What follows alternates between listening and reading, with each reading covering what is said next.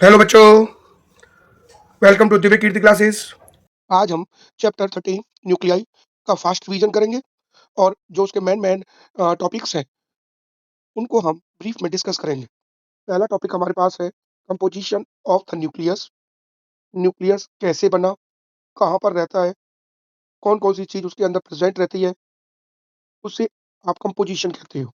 Nucleus is the central part of an atom, the whole positive charge और whole mass of an atom concentrated in a very small region. nucleus of an atom contains protons and neutrons which are collectively known as nucleon, यानी nucleon be the sum of protons and neutrons. इसके अंदर हमारे पास number of protons को हम क्या कहते हैं, atomic number कहते हैं। डिनोट किससे करते हैं, जेड से।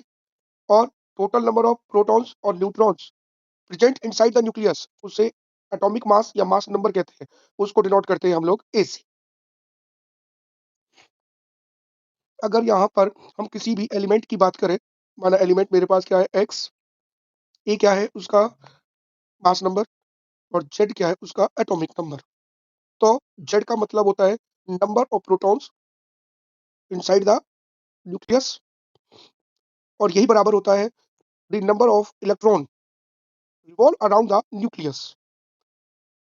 इसीलिए किसी भी एटम को हमेशा इलेक्ट्रिकली न्यूट्रल बोला जाता है, क्योंकि उसके अंदर जितना पॉजिटिव चार्ज न्यूक्लियस के अंदर होता है, उतना ही नेगेटिव चार्ज न्यूक्लियस के बाहर होता है। अगर नंबर ऑफ न्यूक्लियॉन की बात की जाए, तो नंबर ऑफ न्यूक्लियॉन क्या होता है, न्यूट्रॉन प्लस प्रोटॉन का मास। उसे किसके बराबर बोलते हैं हम, ए के बराबर, यानी मास नंबर। और नंबर ऑफ न्यूट्रॉन्स कितने होते हैं इन एन एटम, यानी मास नंबर में से एटॉमिक नंबर को माइनस कर देंगे, ए माइनस जेड। नेक्स्ट टॉपिक की बात करते हैं, साइज ऑफ द न्यूक्लियस। अगर हम साइज ऑफ न्यूक्लियस की बात करेंगे, तो एक्सपेरिमेंटली ये देखा गया है कि वॉल्यूम ऑफ द न्यूक्लियस जो होता है हमारे पास, वो directly proportional to mass number के बराबर होता है। वहां से जब हम सॉल्व करेंगे, तो आपके पास जो रेडियस आएगा आएगा वो R equal to R naught A की पावर 1/3, जिसमें आर नॉट को हम एम्पेरिकल कांस्टेंट कहते हैं, जिसकी वैल्यू 1.1 इंटू 10 की पावर -15 मीटर होती है। और ए को हम मास नंबर कहते हैं। नेक्स्ट टॉपिक है हमारे पास, जिसे हम न्यूक्लियर डेंसिटी कहते हैं। न्यूक्लियर डेंसिटी होती है mass of the nucleus and volume of the nucleus.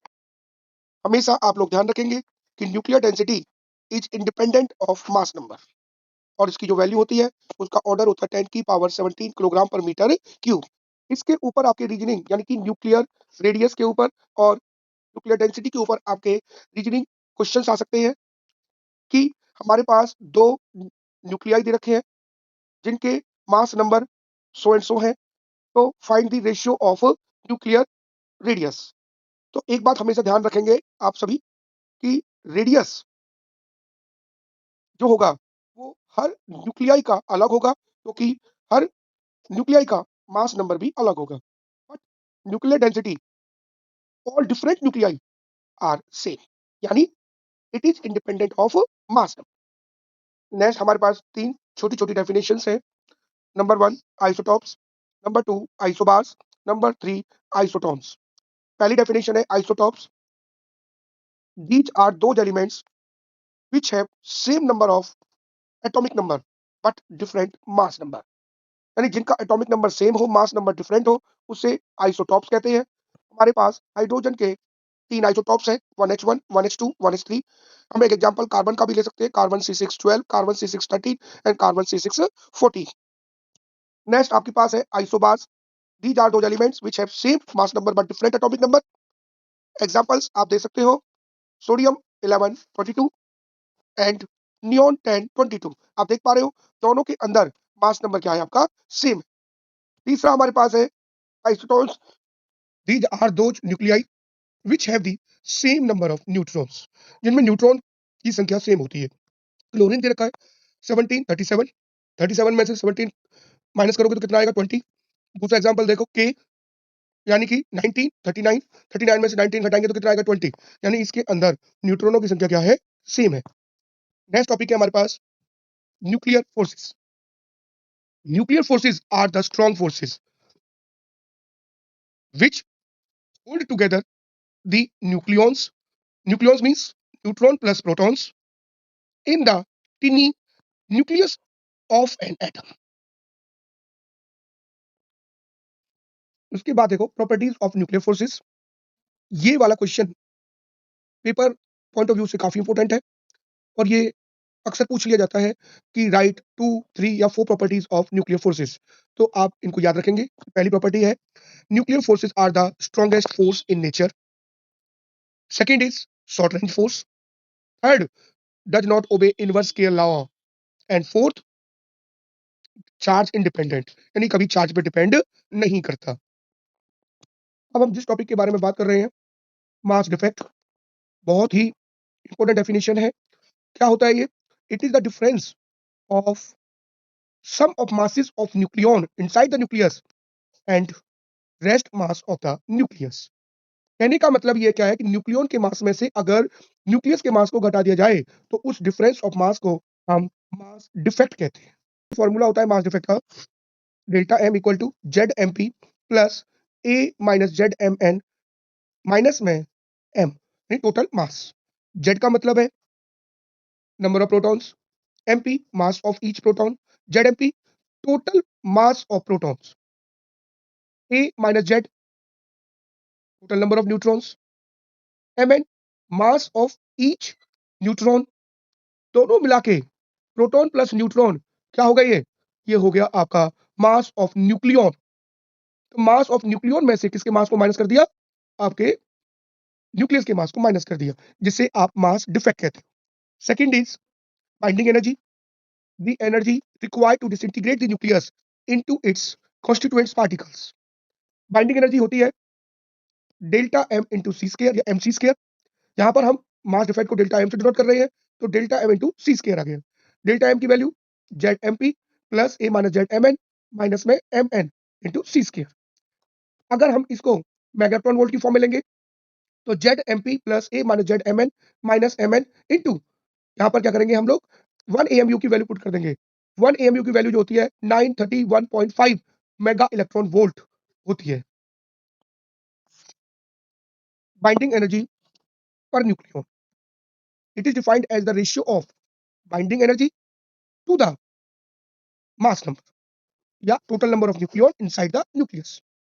किसी भी न्यूक्लियस की जो स्टेबिलिटी है वो डिपेंड करती है बाइंडिंग एनर्जी पर न्यूक्लियन के ऊपर। Binding energy per nucleon is less, nucleus is less stable, and binding energy per nucleon is more, nucleus is more stable. हमेशा इस बात को ध्यान रखेंगे। Next topic binding energy curve, बहुत इंपॉर्टेंट टॉपिक है, एग्जाम में अक्सर पूछा जाता है। इसके अंदर हम लोग क्या करेंगे? एक ग्राफ ड्रॉ करेंगे, किसके बीच में? Binding energy per nucleon with mass number. इसमें मेनली जितने भी एलिमेंट्स हैं उनको 3 कैटेगरी में डिवाइड कर देंगे। नंबर 1 लाइटर न्यूक्लियाई, जिनका मास नंबर आपका 4, 8, 12, 16 और 20 होता है। ये न्यूक्लियाई अपने नेबर्स के मुकाबले में मोर बाइंडिंग एनर्जी पर न्यूक्लियन रखते हैं, इसलिए ये न्यूक्लियाई मोर स्टेबल हैं देन देयर नेबर्स। उसके बाद ए ग्रेटर देन 40 होता है, जिसमें binding energy per nucleon increase होगी, एकदम शार्प बढ़ेगी। और in case of iron 26, 56, the binding energy per nucleon 8.8 mega electron volt हो जाएगी, जो कि पूरी पीरियोडिक टेबल के अंदर सबसे ज्यादा बाइंडिंग एनर्जी पर न्यूक्लियन है। इसका मतलब हो गया iron is the most stable element in the periodic table. After iron 26, 56, binding energy per nucleon धीरे धीरे डिक्रीज होनी शुरू हो जाएगी। अगर हम बात करें यूरेनियम 92, 238 की, तो binding energy per nucleon drop to 7.5 mega electron volt. It means heavy elements are less stable in the periodic table. ये हम इस ग्राफ को समझा सकते हैं और इस ग्राफ की मेन फीचर्स भी बता सकते हैं। हम नेक्स्ट टॉपिक डिस्कस करेंगे nuclear reaction. The identity of the nucleus change when the energetic particle is bombarded on it. जब कोई भी एनर्जेटिक पार्टिकल किसी भी हम न्यूक्लियस पे टकराएंगे तो वो अपनी आइडेंटिटी को बदल देगा, जिसमें ए, जो ए आपको दिखाई दे रहा है कैपिटल ए, इसको टारगेट न्यूक्लियस कहते हैं। ए का मतलब ये आपका एक एनर्जेटिक पार्टिकल है, बी आपका है डॉटर न्यूक्लियस, या जो आउटगोइंग पार्टिकल्स वो क्या है, स्मॉल बी है इसमें, और जो क्यू आपको दिखाई दे रहा है इसको कहते हैं हम energy released in this process. इसके अंदर जब हम न्यूक्लियर रिएक्शन की बात करेंगे तो हमारे पास दो तरह की एनर्जी आएंगी, जिसको कहते हैं हम लोग Q value of nuclear reaction. अगर Q value of nuclear reaction की वैल्यू पॉजिटिव है, इसका मतलब एनर्जी रिलीज होगी, और जब एनर्जी रिलीज होगी तो उस रिएक्शन को हम एक्सोथर्मिक रिएक्शन कहेंगे। अगर क्यू की वैल्यू नेगेटिव है, इट मींस एनर्जी इवॉल्व होगी, उसे देनी पड़ेगी, और उस रिएक्शन को हम एंडोथर्मिक रिएक्शन कहते हैं। नेक्स्ट हम आपसे बात करते हैं न्यूक्लियर फिजन के बारे में, नाभिक विखंडन कहते हैं the phenomenon of splitting of a single heavy nucleus into two or more lighter nuclei and released large amount of energy। इस प्रोसेस के अंदर जब slow down neutron bombarded with एक heavy nucleus, uranium nucleus, this uranium nucleus break into two parts, barium or krypton, and three neutrons are released and release large amount of energy। Slow down neutron bombarded with uranium 92 to 35 देता है barium and krypton and released three neutrons and large amount of energy। The value of energy in case of nuclear fission 200 mega electron volt per fission reaction। Next आपके पास reaction है nuclear fusion, नाभिकीय संलयन। It is the phenomenon of two or more lighter nuclei are fused together, joined together, form a single heavy nucleus। इसके अंदर हम क्या करते हैं, दो न्यूट्रॉन्स लेते हैं, 1h2 1h2, दोनों को कंबाइन करेंगे तो क्या बन जाएगा आपके पास, हीलियम न्यूक्लियस बन जाएगा, और energy large amount of energy release होगी। एनर्जी कितनी रिलीज होगी, 24 मेगा इलेक्ट्रॉन वोल्ट। इस प्रोसेस के लिए बहुत ज्यादा टेम्परेचर की जरूरत होती है। टेम्परेचर हमें कितना चाहिए, 10 की पावर 7 केल्विन। आप लोगों से एक इंपॉर्टेंट ग्राफ और डिस्कस करते हैं, जो पोटेंशियल एनर्जी और डिस्टेंस ऑफ सेपरेशन के बीच में होता है। ये ग्राफ कई बार एचबीएससी और सीबीएसई के बोर्ड एग्जाम में पूछा जा चुका है। तो ये ग्राफ कैसा बनेगा आपका, यानी potential energy along the Y axis and distance of separation along the X axis. Graph आप देख पा रहे हैं, इस तरह से आपको ग्राफ को बना देंगे, और इस ग्राफ के बेसिस पर आपके क्या कंक्लूजन्स निकले हैं ये भी आप देख लेंगे। पहला कंक्लूजन क्या कहता है कि जो न्यूक्लियर फोर्स है आपके पास वो much stronger than the Coulomb force होता है हमारे पास, एक्टिंग बिटवीन चार्ज्ड और gravitational force between masses। Second is nuclear force between two nucleons falls rapidly to zero as their distance is more than Fermi। और third और last point, इसमें देखो दो वर्ड आपको दिखाई दे रहे हैं ग्राफ के अंदर आपको, रिपल्सिव और अट्रैक्टिव। अगर distance of separation greater than R naught है तो फोर्स आर स्ट्रांगली अट्रैक्टिव, और अगर distance of separation less than R naught है तो force is repulsive in nature या मोर रिपल्सिव।